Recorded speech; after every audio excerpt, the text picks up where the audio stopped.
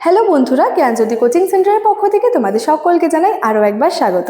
আজকের ক্লাসে আলোচনার বিষয় হচ্ছে মাধ্যমিক ইতিহাসের একটি খুবই গুরুত্বপূর্ণ বিষয় নিয়ে, যে ইতিহাসের তথ্য সংগ্রহের ক্ষেত্রে ইন্টারনেট ব্যবহারের অসুবিধাগুলি কী কী রয়েছে। দেখো, ইতিহাসের তথ্য সংগ্রহের ক্ষেত্রে ইন্টারনেটের যেমন কিছু সুবিধা রয়েছে, ঠিক একইভাবে কিছু কিন্তু অসুবিধাও রয়েছে। তো সেই অসুবিধাগুলি কী কী রয়েছে সেই বিষয়টা নিয়ে আজকের ক্লাসের মাধ্যমে তোমাদের সঙ্গে আলোচনা করব। ঠিক আছে?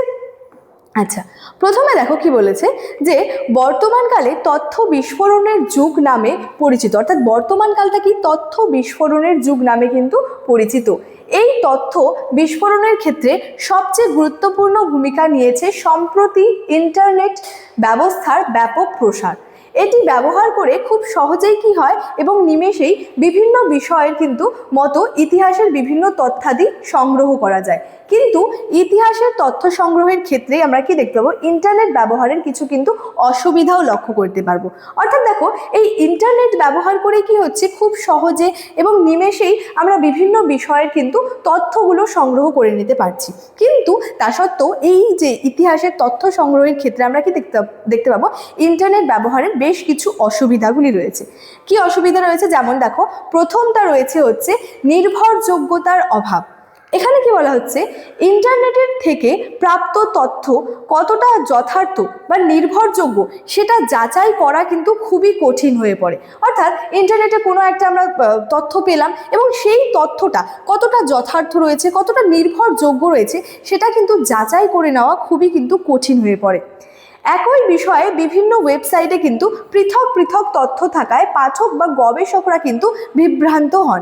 অর্থাৎ কোনো নির্দিষ্ট একটি বিষয় বা একই বিষয়ে কি হচ্ছে, বিভিন্ন ওয়েবসাইট রয়েছে এবং সেই বিভিন্ন ওয়েবসাইটের মধ্যে কিন্তু পৃথক পৃথক তথ্য থাকছে, অর্থাৎ কি আলাদা আলাদা তথ্য থাকছে। তাহলে তখন কি হচ্ছে, কোনো পাঠক বা কোনো গবেষকের কাছে কিন্তু সেটা যথেষ্ট কঠিন হয়ে পড়ছে। অর্থাৎ কোন তথ্যটা আর কি সঠিক রয়েছে সেটা যাচাই করা কিন্তু খুবই কঠিন হয়ে পড়ে। ঠিক আছে, তাহলে প্রথম একটা আমরা অসুবিধা কি পেলাম, যে নির্ভরযোগ্যতার অভাব। অর্থাৎ ইন্টারনেটে বিভিন্ন তথ্য রয়েছে এবং সেই তথ্যগুলি অনেক সময় কি হচ্ছে, যে একই কোনো একটা নির্দিষ্ট বিষয় যে ওয়েবসাইটে কিন্তু কি হচ্ছে, বিভিন্ন ওয়েবসাইটে পৃথক পৃথকভাবে আছে, আলাদা আলাদাভাবে আছে। সেক্ষেত্রে একটা গবেষকের পক্ষে, একটা পাঠকের পক্ষে কিন্তু যে সঠিক তথ্যটা যাচাই করা কিন্তু খুবই কঠিন হয়ে পড়ে। ঠিক আছে, এছাড়াও কি রয়েছে দেখো, মন গড়া তথ্য।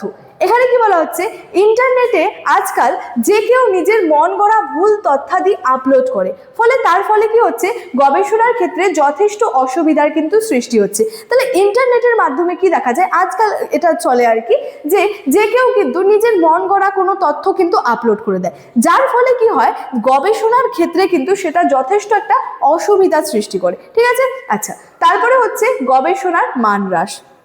এখানে বলা হচ্ছে দেখো, ইন্টারনেট থেকে প্রাপ্ত বিভিন্ন অসত্য বা অর্ধসত্য তথ্য ব্যবহার করতে গিয়ে পাঠক এবং গবেষকগণ কিন্তু বিভিন্ন সমস্যার সম্মুখীন হচ্ছে এবং গবেষণার কিন্তু গুণগত মান কমে যাচ্ছে। অর্থাৎ গবেষণার ক্ষেত্রে একটা গুণগত মান তার আমরা কম লক্ষ্য করতে পারছি। কেন? কারণ হচ্ছে ইন্টারনেট থেকে বিভিন্ন তথ্য প্রাপ্ত হচ্ছে, কিন্তু সেই বিভিন্ন যে প্রাপ্ত বিভিন্ন অসত্য এবং অর্ধসত্য, অর্থাৎ অর্ধেক সত্য টাইপের কিছু তথ্য রয়েছে, যেগুলো ব্যবহার করতে গিয়ে কিন্তু বিভিন্ন পাঠক এবং গবেষকদের পক্ষে কিন্তু একটা সমস্যার সম্মুখীন হতে হচ্ছে তাদের।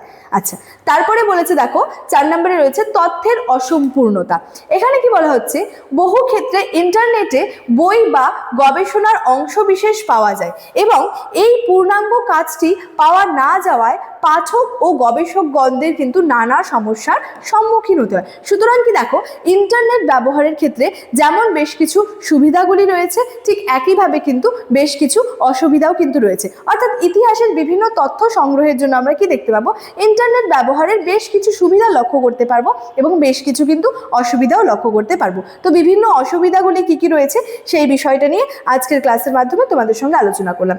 উপসংহারে কি বলা যায় দেখো, যে উক্ত অসুবিধাগুলি সত্ত্বেও আজকের কি হচ্ছে, এই তথ্য বিস্ফোরণের যুগ ইতিহাসের তথ্য সংগ্রহের ক্ষেত্রে কিন্তু ইন্টারনেটকে অস্বীকার করার কিন্তু উপায় নেই। অর্থাৎ বিভিন্ন যে বিভ্রান্তকর তথ্য তো থাকছে, ভ্রান্তিকর বিভিন্ন তথ্য থাকছে, কিন্তু তা সত্ত্বেও কিন্তু ইন্টারনেটের যে এই ব্যবহারটা রয়েছে সেটাকে কিন্তু অস্বীকার করার উপায় নেই। ইতিহাসের তথ্য সংগ্রহের সময় অপচয় রোধে, অফুরন্ত তথ্যের যোগান প্রভৃতি ক্ষেত্রে কিন্তু ইন্টারনেটের জুড়ি কিন্তু মেলভার রয়েছে। অর্থাৎ ইতিহাসের তথ্য সংগ্রহের ক্ষেত্রে আমরা যেমন ইন্টারনেটের বেশ কিছু সুবিধাগুলি লক্ষ্য করতে পারবো, ঠিক একইভাবে ইতিহাসের তথ্য সংগ্রহের ক্ষেত্রে ইন্টারনেটের কিন্তু বেশ কিছু অসুবিধাগুলিও কিন্তু লক্ষ্য করতে পারবো। তাহলে কি কি সুবিধা, মেনলি কি কি অসুবিধাগুলি রয়েছে, এটা নিয়ে আজকে আমার আলোচনা এতটাই। ক্লাসটি শেষ করার আগে তোমাদেরকে একটা ইনফরমেশন দিয়ে রাখি। তোমরা যারা যারা ভাবছো আমাদের সঙ্গে অনলাইনে যুক্ত হবে, তারা স্ক্রিনে দুটি নাম্বার দেখতে পাচ্ছ, 6295916282 এবং 7076398606। এছাড়াও তোমাদেরকে বলে রাখি যে তোমরা যেই সুযোগ সুবিধাগুলি পেয়ে যাচ্ছ সেটা হলো পিডিএফ আকারে নোটস পেয়ে যাচ্ছ, doubt clearing sessions, recorded classes, suggestions, mock test এবং লাইভ ক্লাসেস, এই সমস্ত সুযোগ সুবিধাগুলি কিন্তু পেয়ে যাচ্ছ। চলো আজকের ক্লাস এতটাই, দেখা হচ্ছে পরবর্তী ক্লাসে। Thank you so much, thanks for watching.